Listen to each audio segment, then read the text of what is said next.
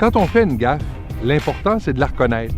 Or, ça aura pris plus d'une décennie avant que le gouvernement fédéral reconnaisse son erreur d'avoir fermé le Collège militaire royal de Saint-Jean le 22 février 1994 pour des considérations essentiellement budgétaires, et ce, au détriment des francophones au sein des Forces armées canadiennes. Puis au détriment du Québec, mais aussi au détriment de la région de Saint-Jean-sur-Richelieu. Il faut savoir que la Défense nationale, avec le Collège militaire, mais avec la garnison, c'est un des plus gros employeurs de la région de Saint-Jean.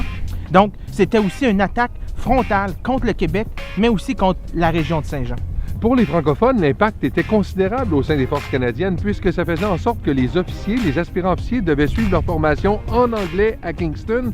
Et ça ne s'arrêtait pas là, puisque souvent des cours de formation, des cours de spécialisation, ultérieurement à l'obtention de leur brevet d'officier, comme par exemple dans la marine, le cours de navigation se donne à Esquimalt en anglais seulement.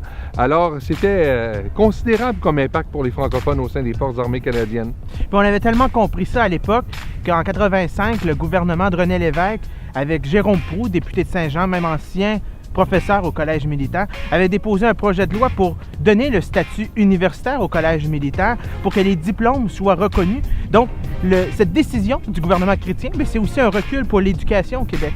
Puis il faut savoir aussi qu'il y a eu toute une bataille, une mobilisation des gens de Saint-Jean, des gens du Québec, même aussi des gens ailleurs au Canada qui ont décidé de se battre pour maintenir le collège militaire à Saint-Jean, le collège bilingue en français, pour s'assurer une présence du français dans les forces armées. Donc on va continuer cette bataille pour s'assurer que le gouvernement actuel respecte ses engagements pour le Québec, pour Saint-Jean, mais aussi pour la langue française dans les forces.